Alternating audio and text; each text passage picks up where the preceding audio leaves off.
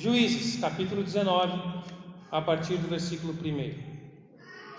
Naqueles dias, Israel não tinha rei.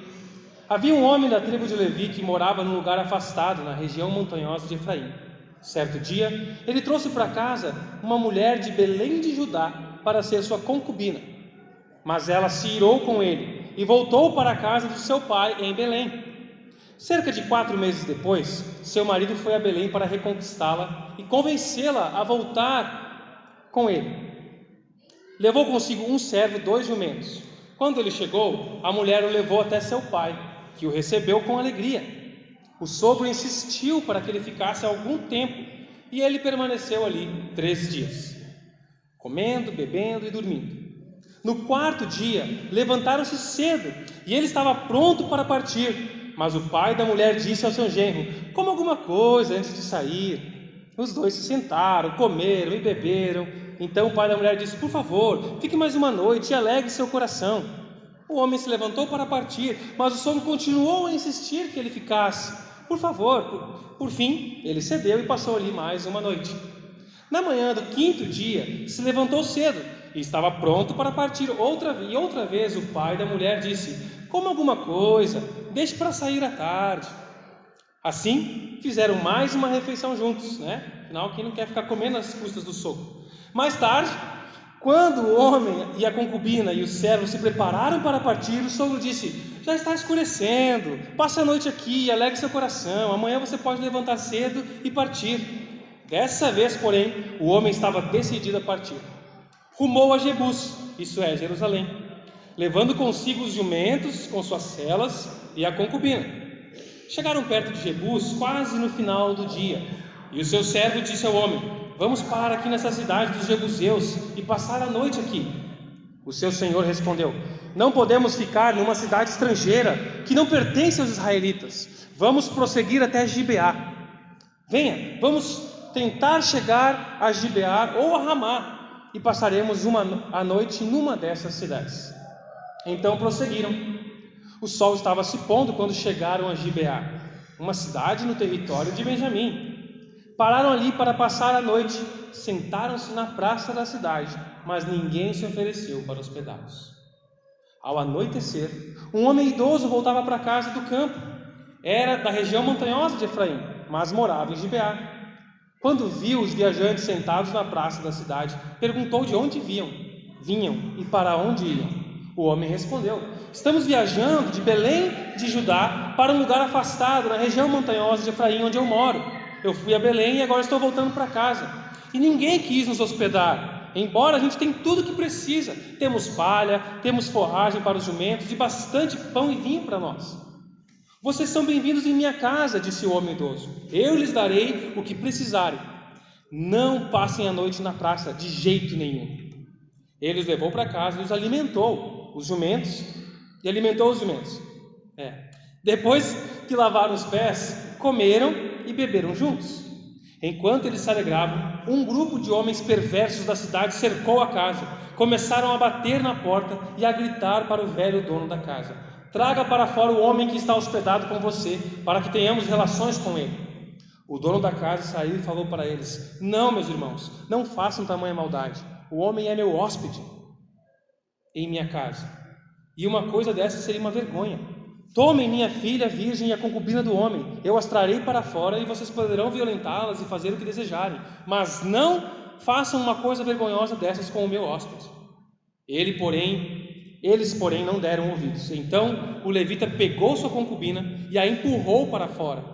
Os homens da cidade abusaram dela e a estupraram a noite toda. Por fim, quando o sol começou a nascer, eles a largaram. Ao amanhecer, a mulher voltou para casa onde o marido estava hospedado. Caiu junto à porta da casa e ali ficou até o dia clarear. Quando o marido se levantou e abriu a porta para sair e seguir viagem, lá estava a concubina caída à porta com as mãos na soleira. Ele disse: levanta-se, vamos embora. Mas não houve resposta. Então ele pôs o corpo da mulher sobre o jumento e a levou para casa. Quando chegou em casa, pegou uma faca, desmembrou o corpo da concubina em 12 partes e enviou uma parte para cada tribo em todo o território de Israel. Todos que viram isso disseram: desde que os israelitas saíram do Egito, nunca se cometeu um crime tão horrível. Pensem bem, o que vamos fazer? Quem vai se pronunciar? Oremos mais uma vez.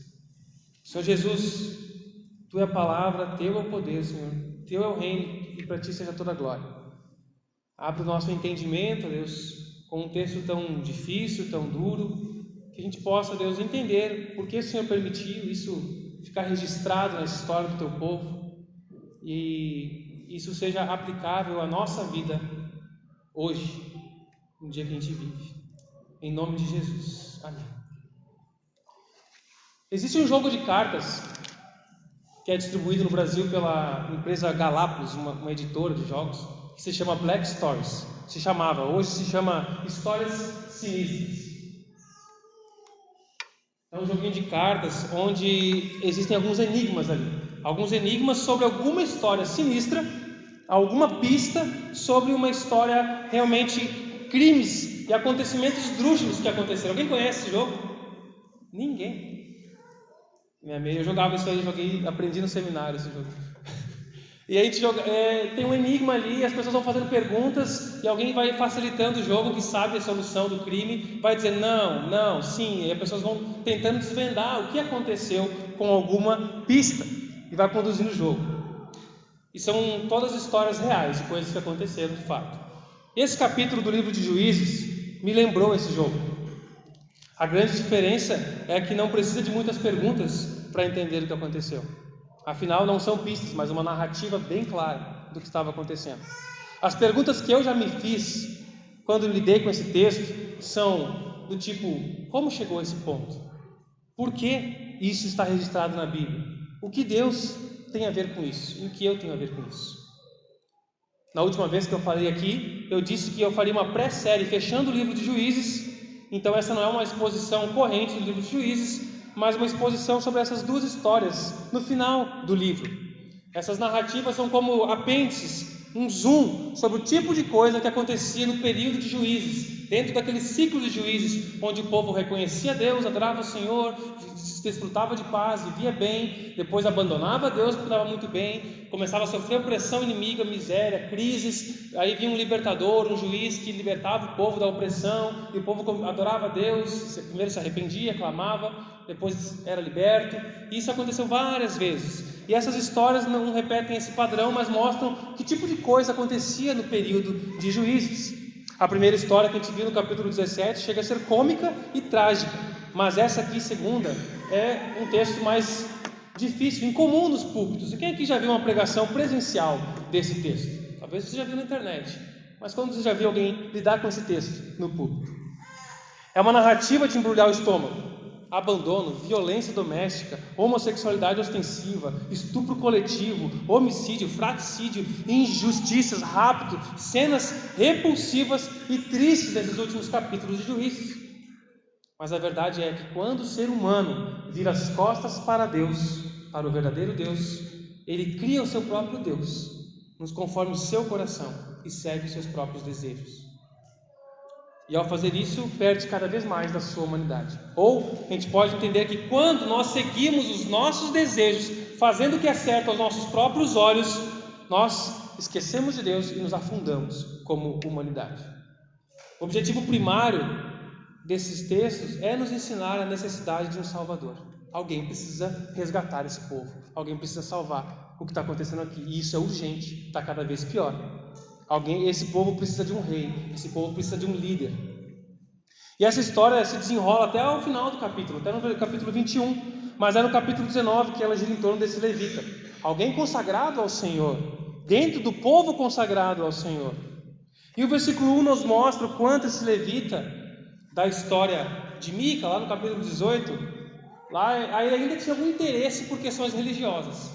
Ele foi ser um sacerdote particular na casa de Mica, mas esse levita aqui já não queria saber de nada mais, e ele toma para si uma concubina, que é uma esposa de segunda categoria, com direito a comida e roupa e cama nos dois sentidos.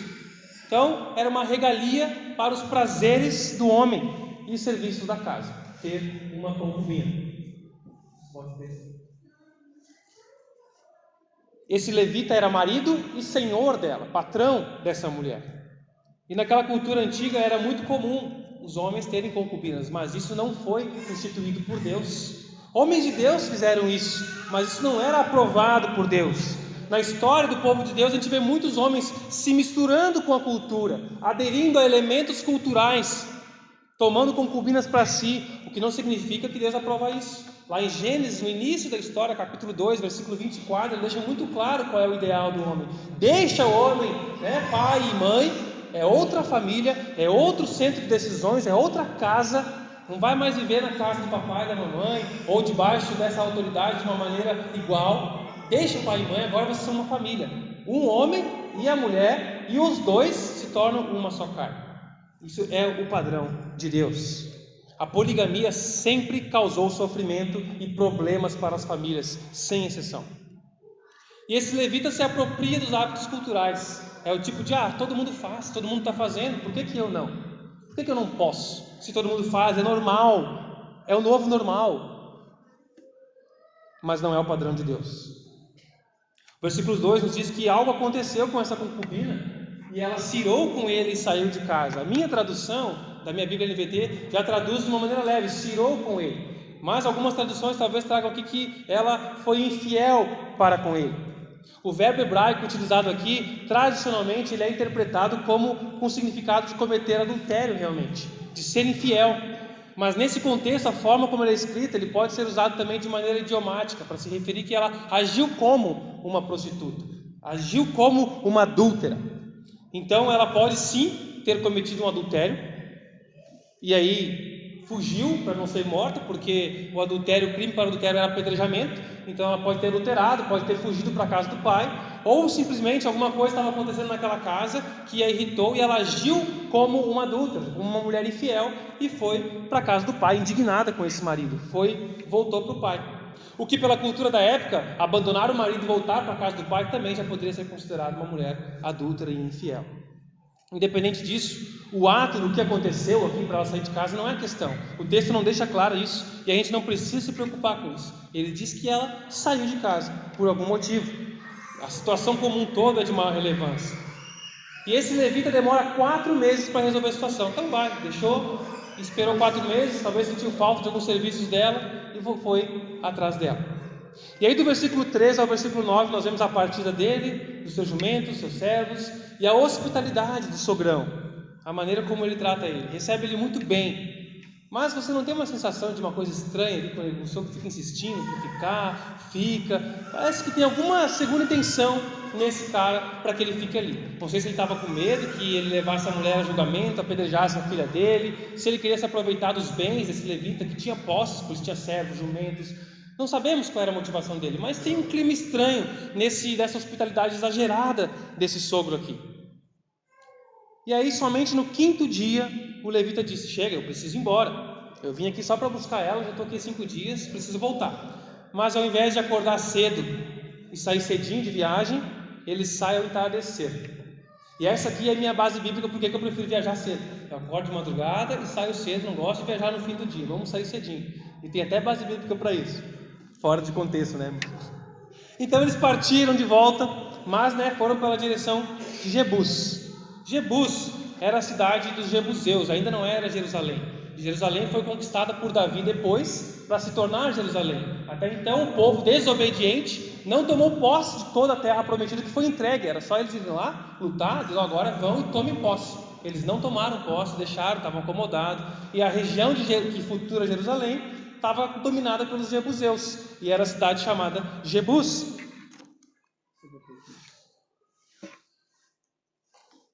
E aí o servo diz: não, vamos ficar aqui então nessa cidade. Aí o senhor dele diz: não, Jebus é uma cidade de estrangeiros, é uma cidade de um povo pagão, nós não podemos ficar numa cidade estrangeira que não pertence aos israelitas, vamos seguir até Gibeá.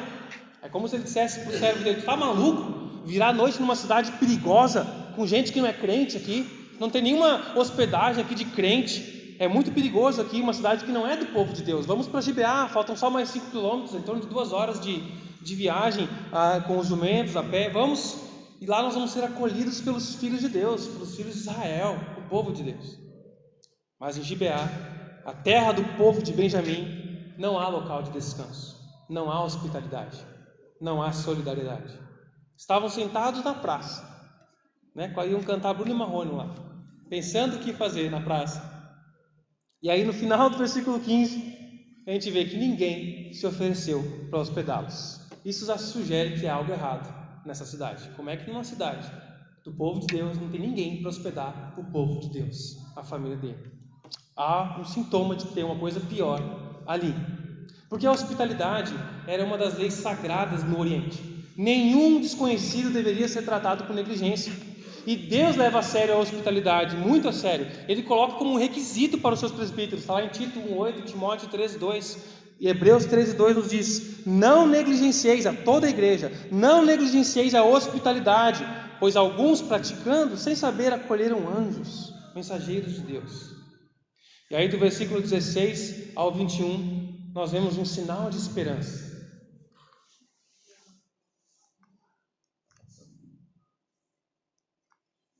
Do versículo 16 ao 21 nós vemos um sinal de esperança, ou não.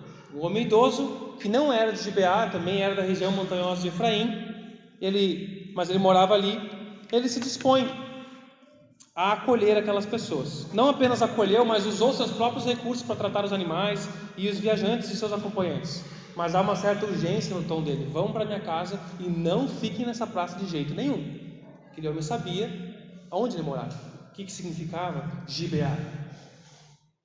Então ele demonstra saber que era um lugar perigoso. E a partir do versículo 22, nós vamos entrar numa escalada ao ápice dessa tragédia. Um grupo de homens perversos, chamados filhos de Belial. Em outras versões aparece filhos de Belial, na minha versão não apareceu, porque significa literalmente filhos da futilidade, da inutilidade, sem valor na sociedade. Esse grupo cercou a casa e começou a bater na porta e gritar. No nosso português aqui, talvez algumas versões apareçam só bater na porta. E bater pode significar várias coisas. Bater sutilmente, bater gentilmente, bater de várias maneiras, firmemente, ou ainda bater grosseiramente, bater na porta. E era isso que esse verbo hebraico expressa aqui, que o português não consegue. É bater com muita força, com muita intensidade. Esses homens estavam aloprando na porta da casa, batendo e gritando. Por isso que a minha versão já coloca gritar, para mostrar que era algo intenso aqui. Eles batiam com muita força. Eles queriam um homem para abusar dele e demonstrar toda a perversidade deles nessa abordagem. Eles estavam fazendo isso.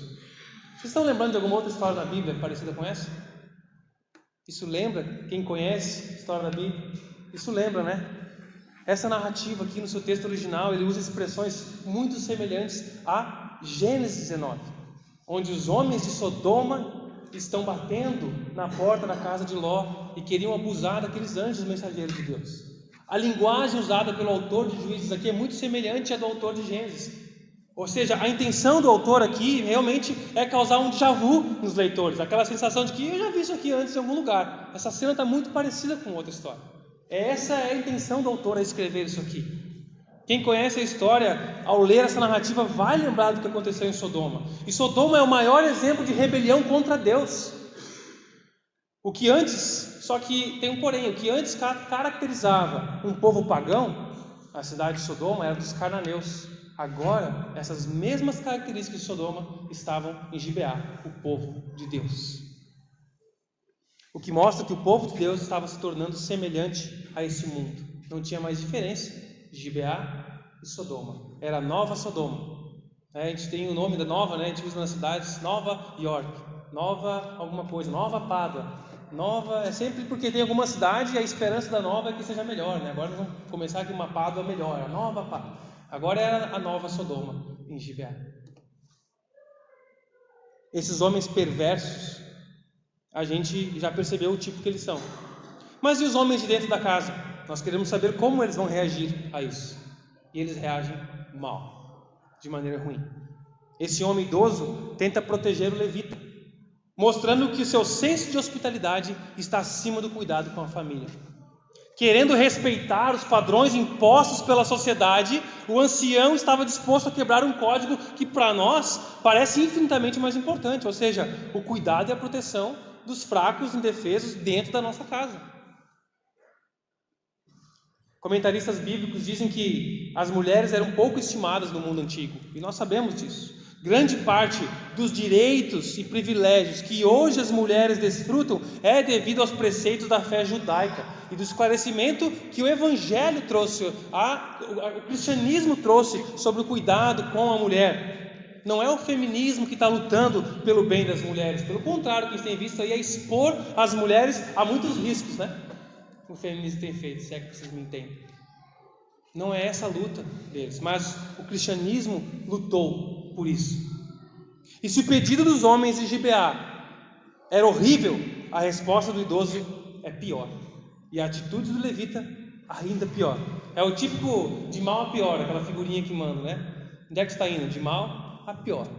Era uma coisa ruim atrás da outra. O levita, sem qualquer descrição de piedade ou compaixão, o que nós vamos fazer? Ele pega a sua concubina, versículo 25, agarrou ela, empurrou para fora de casa, como se alguém estivesse jogando um pedaço de carne em animais ferozes. Empurrou ela para fora de casa. Claramente ele não amava essa mulher.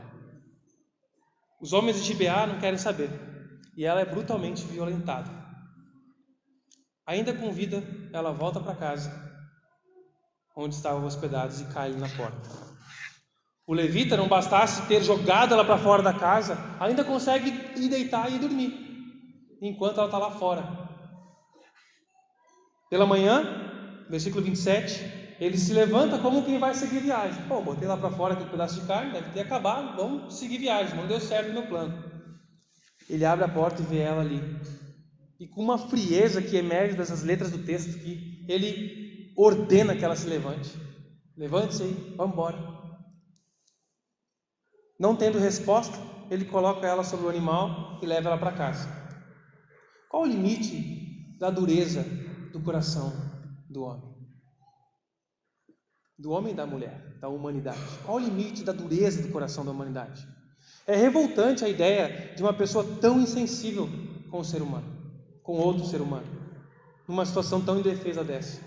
Pessoas tão indiferentes quanto a pureza, a santidade do sexo, responsabilidade do casamento, tão despreocupados com a lei de Deus, sacrificando mulheres, filhas, esposas para salvar a própria pele e satisfazerem seus desejos e impulsos sexuais.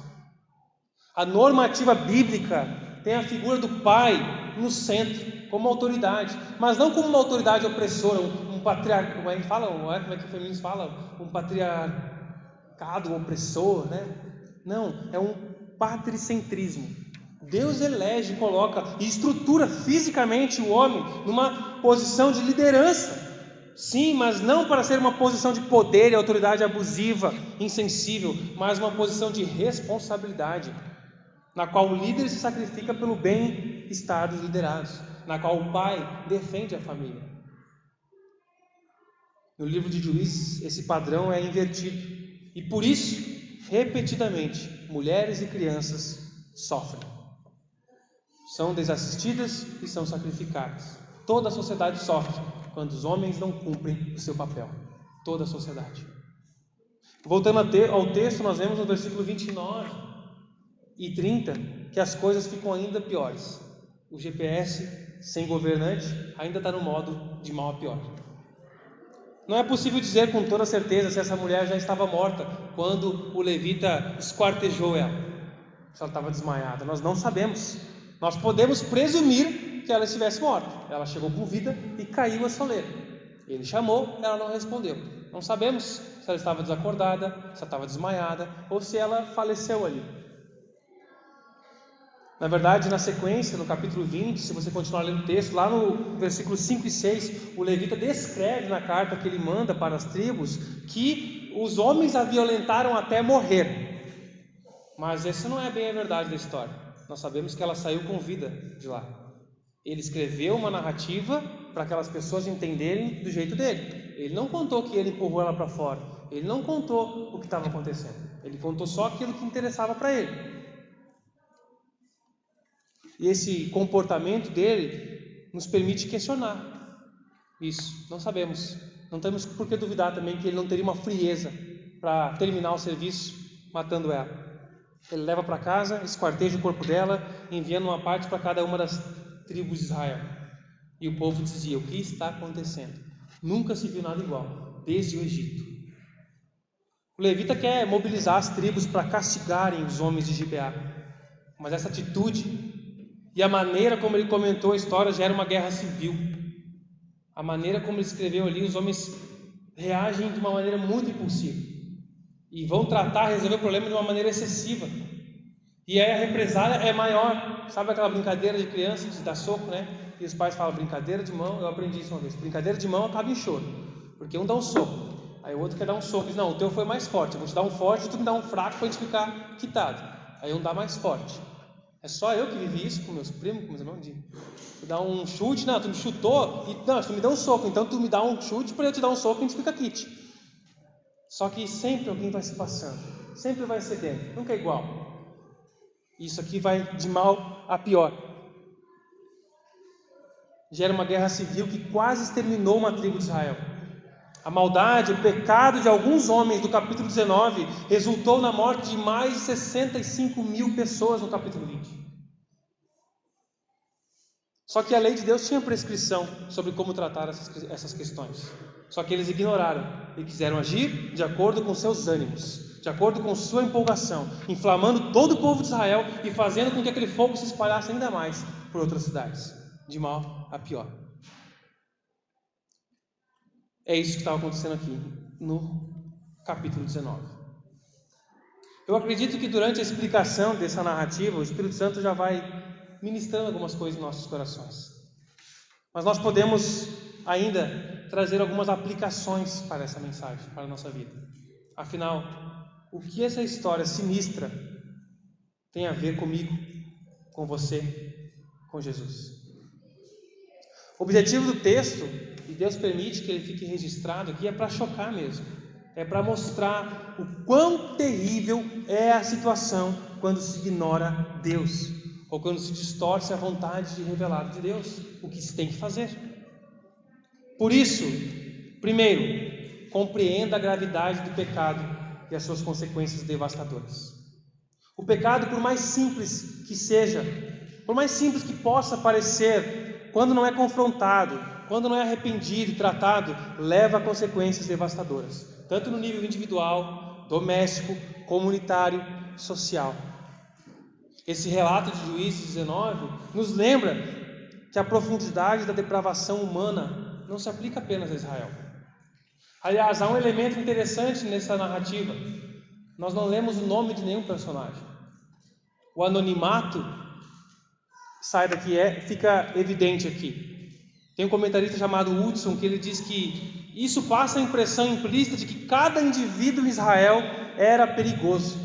Era um potencial abusador, uma potencial concubina, um potencial levita. Porque cada indivíduo fazia o que era certo aos seus próprios olhos. Esse é o mote de Juízes. O perfil dessas personagens tipifica todo Israel. A falta de identificação das pessoas é intencional, a fim de generalizar. O anonimato aqui equivale a uma perda de identidade, perda de personalidade. E é assim, de maneira trágica, que até mesmo o povo escolhido de Deus, até mesmo a igreja de Jesus pode caminhar quando rejeita o governo de Deus sobre as suas vidas. Quanto mais nos afastamos de Deus e do lugar que devemos estar com Ele, mais somos levados e tentados a fazer coisas que nós jamais imaginamos que faríamos. Não, eu jamais faria uma coisa dessa. Nós podemos negar hoje que jamais faríamos algo, mas o caminho para quem negligencia a instrução e a submissão às orientações de Deus é GPS no modo de mal a pior. Por isso, não deixe o pecado crescer na sua vida. Não deixe o pecado crescer na sua casa. Coisas pequenas têm impactos perigosos, crescem. Entenda a gravidade, o risco do pecado. Tenha humildade, arrependa-se hoje, para não ficar pior amanhã. Segundo, as nações se desintegram quando o povo de Deus não é espiritual. Depois desse relato aqui, como eu falei para vocês, de uma degradação moral, o capítulo seguinte, 20 e 21, vai mostrar uma degradação política e social, conflitos, guerra civil. Lá em Mateus capítulo 5, versículo 13 a 16, nós somos chamados por Jesus para brilhar. Assim, brilhe a vossa luz diante dos homens, para que vejam as vossas boas obras e glorifiquem a vosso Pai que está no céu. Será que Israel estava brilhando a luz de Deus? Eles não tinham essa instrução de Jesus de Mateus, mas eles tinham toda a lei de Deus para brilhar a Deus. Nós temos ainda mais responsabilidade, nós temos essa revelação completa. Jesus mostrando que nós somos sal da terra e luz do mundo. E para que serve o sal se ele não dá sabor? Para que serve a luz se ela não ilumina? Senão para ser jogado fora, o sal ser pisado. Deus nos chamou para exercer influência positiva sobre a sociedade. Deus nos chamou como profissionais, a vocação de cada um aqui, para exercer uma influência positiva nessa sociedade. Gestores diferenciados, empresários diferenciados, empregados diferenciados, que apontam para a luz de Cristo. Deus nos chamou para exercer influência positiva na sociedade. Um cristão que fica fazendo concessões para com o pecado, isso não vou fazer, isso já é demais que Deus está pedindo. Ele não prejudica somente a si mesmo, mas a sua família, a sua casa, a sua igreja, e pode contribuir para a degradação de uma nação por omissão, por não cumprir o seu papel. Quando a gente se associa com a cultura, achando que é normal fazer o que todo mundo faz, é normal, a gente caminha para a desintegração familiar e social. E a gente vai ficando cada vez mais parecido com o mundo. Aqueles homens de Israel estavam tratando as mulheres da mesma forma que os demais povos, como um objeto, como uma propriedade. E essa história de Gibeá marcou a história de uma maneira negativa para o povo de Israel. Foi lembrada mais tarde pelo profeta Oséias. Sombriamente ficou chamado de os dias de Gibeá. O profeta se refere a esse episódio, Vocês estão agora vivendo de novo como nos dias de Gibeá, lembrando o que aconteceu. Lá em Oséias capítulo 9 e no capítulo 10 você pode conferir. Como povo santo de Deus, nós somos chamados a viver em santidade, combatendo o pecado em nossas vidas e na comunidade, por meio da confissão, arrependimento e busca por pureza. Começa em nós e reflete no reino, trazendo luz para as trevas. Lutas contra a injustiça que a gente vê, influência positiva refletindo o caráter justo e amoroso de Deus em nossas atitudes. Por isso sim, nós cristãos temos que ocupar lugares de relevância na sociedade. Nós nos chamou para a gente viver dentro de uma igreja, viver num monastério, viver num monte, mas para a gente ter uma intimidade com Ele, uma comunhão com Ele, e para sair e brilhar fora daqui. Isso aqui é ótimo, esse tempo de comunhão, esse tempo de crescimento, de aprendizado, mas para que serve isso aqui, se nós não fizer diferença lá fora? Nenhum discípulo pode fazer tudo sozinho, mas todo discípulo deve fazer algo. E Deus reúne esses algos de cada um para mostrar a sua glória e a verdadeira esperança para esse mundo. Por isso, coloque nas mãos de Deus sua vocação, coloque nas mãos de Deus seus talentos, suas habilidades, aquilo que você pode fazer, a maneira que você pode influenciar, as pessoas que Ele coloca sobre você de segunda a sexta, sábado. Trabalhe para Jesus, sirva a Jesus, não fuja das responsabilidades já confiadas a você. Lá em Miqueias, capítulo 6, versículo 8 diz: Ó povo, o Senhor já declarou o que é bom e o que Ele requer de vocês, que pratique a justiça, que ame a misericórdia e ande humildemente com o teu Deus. Terceiro, reconheça o perigo do afastamento de Deus. Israel vivia um período de caos moral e espiritual, onde não havia rei em Israel e cada um fazia o que era certo aos seus olhos. Juízes 21, 25, termina assim o livro. Nós também corremos o risco de cair em desordem quando nos afastamos da direção de Deus e não nos submetemos à sua liderança. Devemos lembrar constantemente que Deus é o Senhor. Nós somos seu povo, seus servos, seus súditos, representantes do reino aqui. A ausência de submissão a Cristo, a busca por uma vida de independência, nos leva a declínios e riscos mortais. Indo para o fim, Essas aplicações ajudam a igreja a refletir sobre a seriedade do pecado. Essa tragédia não está muito longe de nós. A gente se espanta quando vê um Brasil Gente, Linha Direta, como é que esses jornais sensacionalistas, tanta tragédia. Mas ouvir isso, vindo do povo de Deus, parece que fede mais, né? É pior ouvir isso. Mas se nós negligenciarmos a palavra de Deus, a gente vai estar mudando o nosso GPS para esse modo, de mal a pior. A gente foi chamado para ter responsabilidade, tratar o pecado com seriedade, a necessidade de sermos justos, termos influência nessa sociedade, sobre esse mundo, e a centralidade de Deus e sua palavra em nossas vidas, chamando os crentes à santidade e responsabilidade espiritual. Esse livro termina com um milagre. Depois dos capítulos 19 e 21, depois de tudo que aconteceu aqui, como é que ainda existe um povo chamado Israel? Como é que esse povo não se matou, não se aniquilou, não ficou tão doido para morrer na mão de um outro povo mais organizado política e estrategicamente? Como é que ainda existe um Israel, depois de tanta catástrofe de coisa ruim? Eu teria vontade de queimar esse povo. Calma, vamos começar de novo. É porque eu sou falho mesmo, né, para pensar esse tipo de coisa. É porque, quarto ponto, a história de Deus ainda não chegou ao fim. É por isso que ainda existe em Israel. Ainda existiu em Israel. O livro de Juízes, apesar de conter histórias sinistras, trágicas, não é o fim da história. Aliás, a forma como o livro de Juízes começa aponta que ele é uma parte da história.